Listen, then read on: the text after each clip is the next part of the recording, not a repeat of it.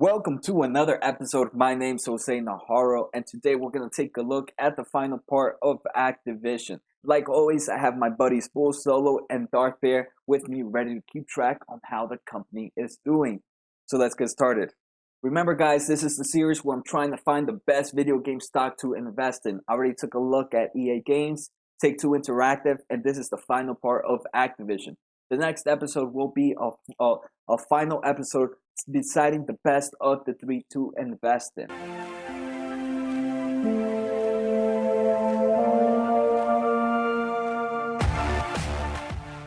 So like always, I'm going to use this amazing website known as lazyfa.com, which allows me to see all the financial documents in an easy graphical manner. So the first one we're going to take a look at is the income statement. So here in the income statement, we're going to take a look at revenue, cost of revenue, and gross profit. And right off the bat, we can see something really bad.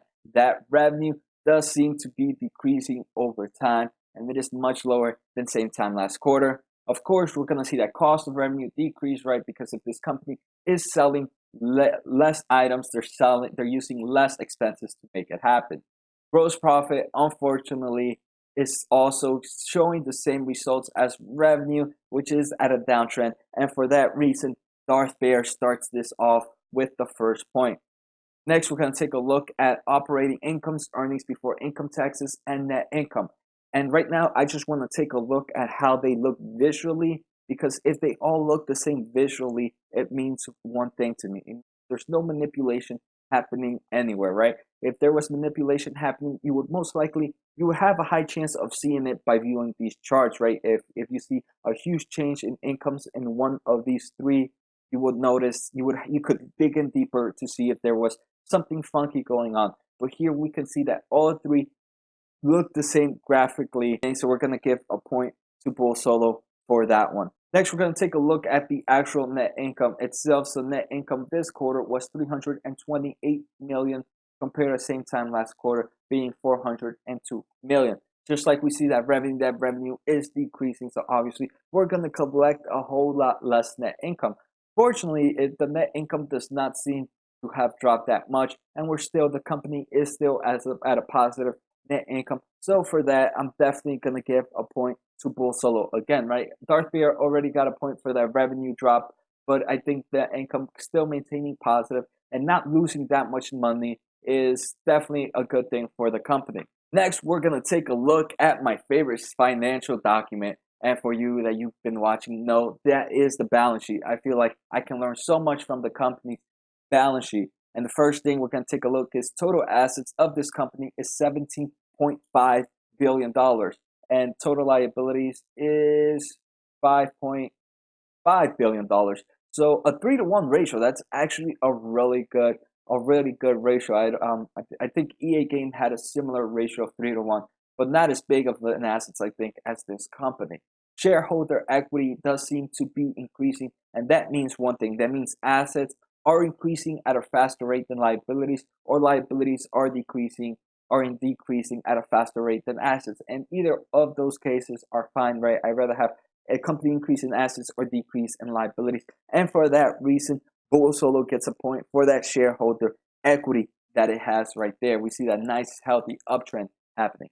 Next, we're going to take a look at the asset distribution and liability distribution.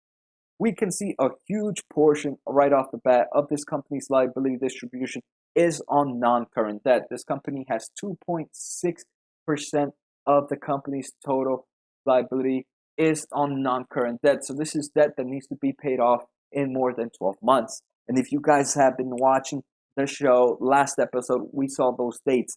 The next, it's 600 in 2021 that needs to be paid off.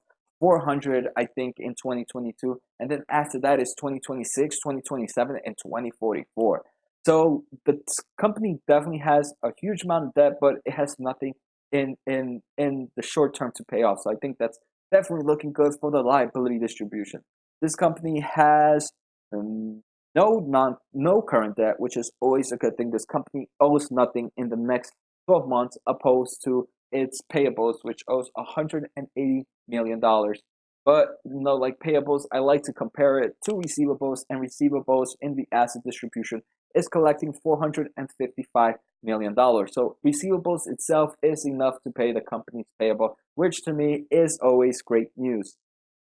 Next, we have deferred revenue. So for you, again, that have been following, deferred revenue is revenue that the company has collected but has not yet delivered, so it considers it a liability. Eventually, that deferred revenue makes its way to the income statement sheet, and that's when the company finally takes it off of a liability. So that's why we see the difference in net bookings and total revenue. So total revenue is net bookings plus what the company collected in deferred revenues. So we can see deferred revenue is $728 million. So that $728 million will eventually make its way to the income statement sheet, and that's always a great thing. And we can see deferred revenue does seem to be increasing and decreasing over time. It does seem the big increase usually happens in the quarter of ending on December, which makes sense, right? I'm pretty sure a lot of subscription cards are bought off during this time. A lot of in-game content or a lot of people pre-order games. So this is the time when that's happening, and it makes sense that they see a huge boost in deferred revenue. But this liability distribution is actually pretty healthy to me. But first, let's take a look at the asset distribution before I continue. The one thing I don't like about the company's asset distribution is $10.6 billion of this company's total asset distribution is based on intangibles. That's huge, a huge amount. And I'm not liking how the asset distribution is showing that easily 66% of the total assets is intangibles, and that's something I 100% do not like. Next, let's take a look. The next big thing is this company has cash and cash equivalents of about $4.6 billion. So that's something I do like. This company does have a nice amount of cash and cash equivalents, and that $4.6 billion is enough to pay off the company's total debt, and that's a great thing. So I'm definitely liking that cash and cash equivalents to total debt ratio. But like I mentioned, this company has receivables of $455 million. So because this company does have a healthy liability distribution, I'm gonna give a point to Bull Solo for that. But I do not like the asset distribution because the asset distribution has such a huge portion of intangibles. I'm gonna give a point to Darth Bear. This is actually one of the first times that this has happened to me so far, where I like the liability distribution and I don't like the asset distribution as much. And right, like I've always mentioned, that is not always a bad thing. It's okay if the company has enough cash and cash equivalents or has a nice asset distribution to be able to offset that liability distribution. And just cash and cash equivalents is more than to do that. So that's why I would consider a healthy liability distribution. So next, we're going to take a look at the cash flow statement. So the cash flow statement, the favorite and my best cash flow statement to take a look at is net cash flow from operations. And this is positive net cash flow from its everyday use. And we can see this company has a positive cash flow from operations. It has 154 million positive extra dollars after everything's been paid off. So that's definitely a great thing. Net cash flow from financing is right now at negative $300 million. So let me see where that's coming out. And that's because this company, there we go. I see it. That negative net cash flow from financing is mainly come from the company's paying dividends. So that's okay, right? We do see this is a company that pays a nice healthy amount of dividends. Next, I want to take a look at net cash flow from operations and compare it to revenue. So here, I'm not looking at numerical values here. I'm just trying to look at the shape of the lines. I want these to match because net cash flow from operations should be matching revenues exactly. If that's not the case, then that means this company is collecting the cash too far later on, and that's not something I like to see. So first, right off the bat, we can see net cash flow from operations and revenue have almost exactly the same line. It looks like I'm looking at the exact same picture here, just an offset. Like I said, I'm not worried about the numerical value. I'm just worried that the graphs look the same. So that's definitely a great thing here. Next, we're going to take a look at net cash flow from operations and compare it to earnings per share. So here again, I'm just taking a look at the way the graphs look, and we see it here. They look almost identical. So that to me is telling me two things. So this is telling me that no manipulation is happening again. So before we continue, right, I just want to let you know there's no points going to give out for net cash flow from operations. Normally, I would give a point for this because if we compare it to same time last quarter, we see that this company's same time last quarter had almost $0 in net cash flow from operations, even though right now we're positive 154 million. Except last quarter we had a lot more last quarter same year we had a lot more revenue. So why does this company have more net cash flow from operations this year? And I was just taking a quick look, and that's where we take a look at the differences is operating income, earnings before income, and net income. So last time, same year, this company had a negative net income. But this negative net income, we can see if we take a look at earnings before income tax, it was positive during that time. So to me, that only tells me one thing. It tells me that this company had a huge tax expense that it needed to pay off. And for that reason, that one time they had a negative net booking. And as a result, they had a almost negative. They still managed to have a positive cash flow from operations. So for that, I'm definitely not giving a point to either. We have a positive net cash flow from operations, but we can see it's definitely still going down. Let's continue here. And now I just want to take a look at accounts receivable and how much are they from percentage of sales. So one thing I don't want to see is account receivable being a huge percent of the company's total revenue. And that's what we see. This company fluctuates between 3 or 15%. And this quarter, it was sitting at about 6.4% when we take a look at trailing 12 months. And that's okay, right? That's within the range. So that's looking good. And next, I want to take a look at payables and compare it to revenue. And here we can see revenue has been increasing, even though payables has seemed to maintain a pretty flat line rate. So if revenue increases and one has maintained a flat rate, that means that the overall weight is going to go down. And that's what we see. Accounts payable is only 2.5% of the company's total revenue. Again, all great things to take a look at. The final thing before we take a look at metrics is the total days of sales outstanding. So this is how long, on average, how long it takes this company to collect this money.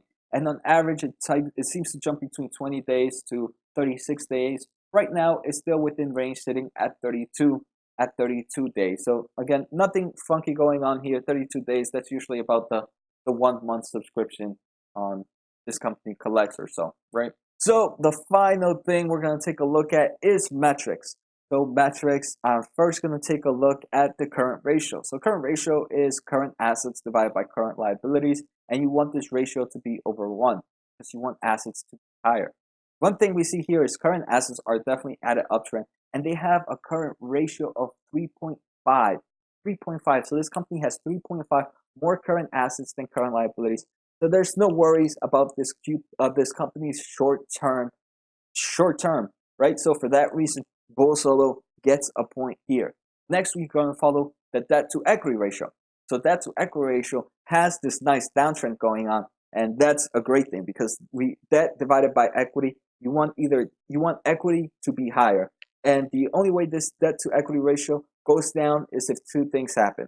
One, if debt is decreasing. Two, if equity is increasing. Or three, if debt is decreasing and equity is increasing at the same time. So here you would want a ratio below 1. And this company has a ratio of 0.46, and it's decreasing almost every quarter. It's in this nice downtrend. So that's great news. So another point for Bull Solo here. Next, we're going to take a look at this company's gross margin. This company's gross margins are pretty much the flat line, and so are their profit margins. So that to me is everything's looking pretty normal for the company. And for that, there's going to be no points given out. There's nothing crazy going on. So this was actually a pretty good episode. I like seeing it. I like seeing a company's just based on numbers, and especially with all the information explained last episode, this company definitely has a strong financial documents with it. So I hope you guys enjoyed this episode. I hope you guys are ready for the next part where I take a look at these 3 companies and decide which one is going to be the winner. At the moment, I think Activision has a pretty strong sheet, but I also like TTW's sheet. And then I also like TTW's future games, but I like the way EA Games and Activision are doing for future investments. So this is definitely going to be a hard one for me to decide. So make sure to subscribe, guys. Make sure to give me a thumbs up, post on the comments, and let me know which company you think is going to be the winner. Take care, guys. Have a good night, and see you next time.